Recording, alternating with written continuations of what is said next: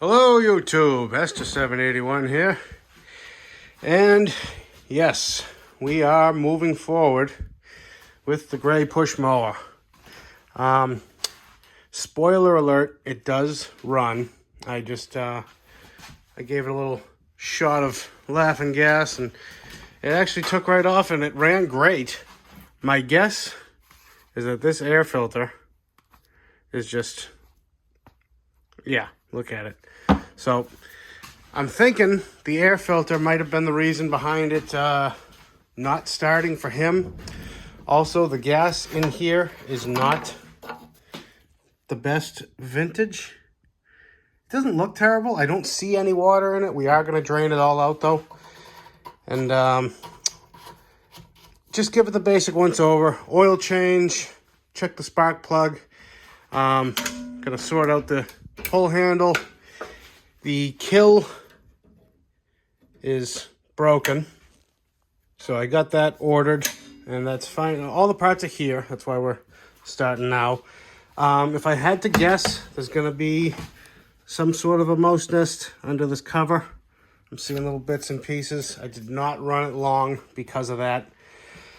The blade, she's a bent. She's bent pretty severely, actually. Yeah, look at the back compared to the front. As far as I can tell, the shaft is not bent. I took it off, gave it a couple pulls. It's not, going all wonky on us. We're not going to worry about the wheels. This is going to be more of a spare mower for him, so he's not too concerned, which, fine. And, yeah, what else we got? Blade, cable, pull handle, air filter. Shouldn't be too bad. Let me get you set up. All right, well, we'll start with the cover. Looks like 1 5/16.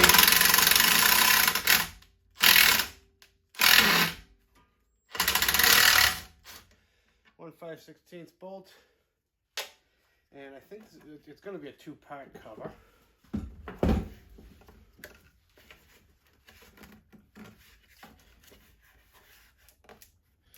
Oh, no. The other screw is underneath this sticker. Why do they do that?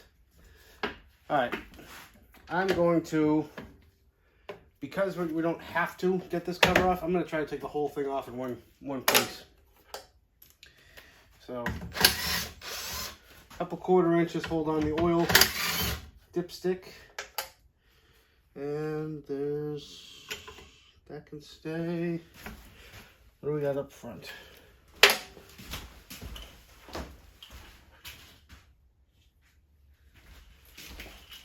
I think we got 4 3/8 bolts. 1. I think we might actually have 3 altogether. 2, 3. Are we free? Maybe. Yep. Oh, there you go. Okay, so I was wrong. Front cover, it's just clipped on there, but obviously I didn't want to break anything, and we didn't have to go that far anyway. Look at that. Are you guys looking? Yep, you're looking. And this is why you don't run mowers that have been sitting for a very long time. You gotta love it. You gotta love the mice. I'm hoping they didn't chew any wires. There's the kill. Kill wire's good. Plug wire. It's good. All right, well, let me get this all vacuumed out and I'll turn you back on in a second. And that's looking much better. You can see all the way through, everywhere around. I hate it and I love it. I hate it because, so many mowers die to this, but it's so satisfying when you can clean it all out and you just know it's good. All right, moving forward. Next, we're going to take a look at that plug. Already cracked it loose. And soaked with gasoline, which makes sense. I've been flipping this thing all over, all around. It's actually not in that bad a shape. J19 LM. If I have one, I'll throw one in. If not, I'm just going to clean this one up and should be good to go. All right, I figure while we got the cover off, it's a good time to let you see exactly what's happening when I'm changing this, the dead man's cable. It's usually clipped right into this hole, and this little Z-bend goes right into this little hole. And the reason, or the most common reason I found that these break is because when people have to transport these, they'll bend the handlebars down and over again. And over time, it sort of creates a pinch point, which is, can't show you right now, but I'll show you in a second. It's where the cable ends up pinching and getting seized and failing. So how you want to hook this up? Real simple. Straight up and in. You guys still looking? Good. And then just push in with the cable. And if you look right here, right where the pinch point is, this is why this cable failed. It's been pinched and it was sitting like that for a while. The water got in there and now the cable just will not move in either direction.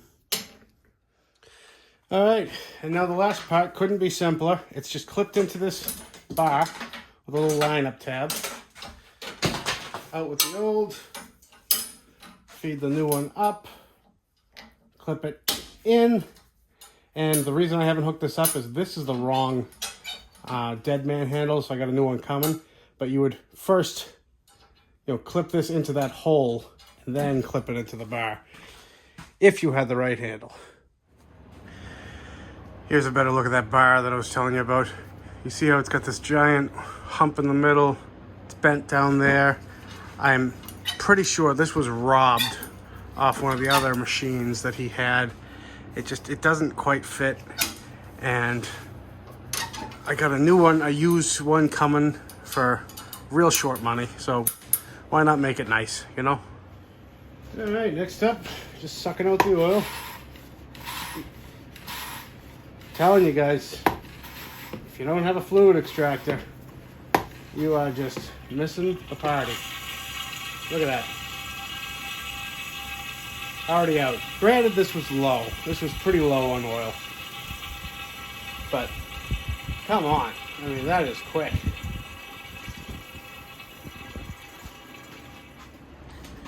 Just another quick tip as I'm putting this cover back on.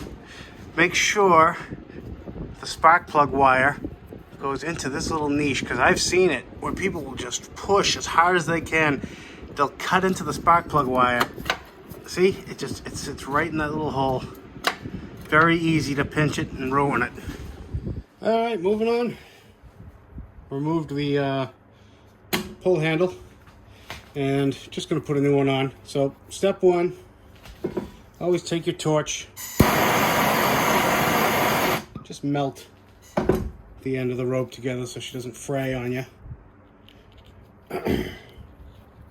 And I can sneak this under the little hook on the thing, so don't worry about me forgetting that. And then I just do 2 simple knots. Do I need 2? Yeah. Do a double.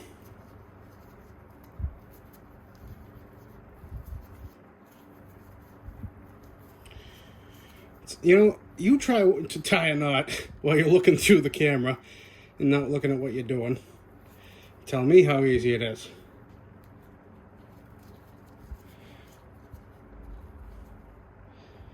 I promise, I know how to tie a knot.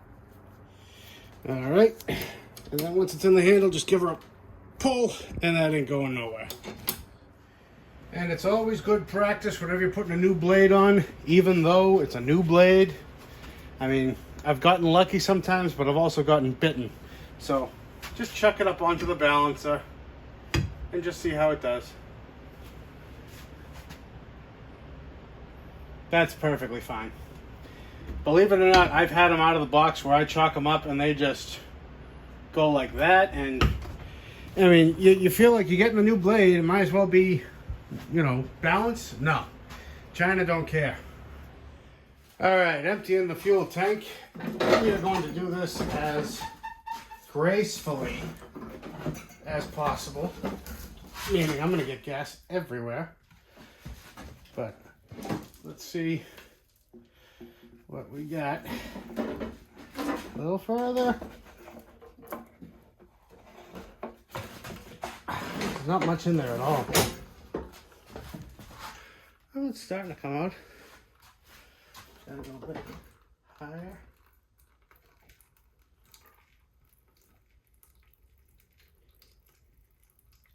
It's really not much in there at all. I thought there was going to be a little more. Alright. Well, it's because of this lip I'm not getting all the gas out, so plan C is just suck it all out with a turkey baster. And there is definitely some water in there, as you can see. Hopefully you can see. I'll turn you back on once I get it all out. Look at that. Yeah. That is all water in that thing. I'm surprised this thing ran. It ran, it idled. It was, I mean, yeesh. So now I'm just soaking the last little bit of water out with a rag on a stick. It's actually very, very clean in there. But I'll give it a blowout with some air. Anyway. And getting in the home stretch here. This is just... It's heavy. Oof. I mean, it's to be expected. Look where it runs in dirt. But at least it's still pliable. I've had them where you just stick your finger in and it goes right through. Foam's all broken down. And then we got the new one. I'm obviously not going to put it into this. I got to take this outside, blow it off, and clean it. But they do recommend you spray some oil or use some engine oil and soak it into the air filter. It sort of helps pick up the small bits of fine particles and dust. All right. Well, not quite done with it yet, but oil's changed, air filter's in, fuel's cleaned, spark plug cleaned, blade is changed, dead man cable. Let's see if she'll run.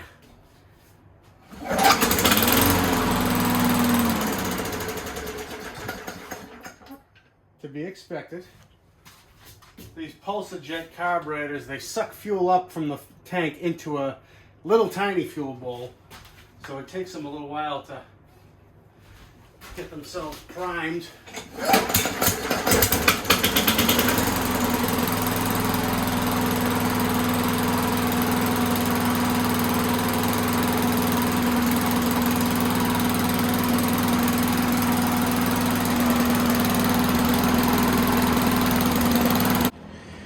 All right, well, she's been running for about half hour here, staying nice and cool now that it can breathe.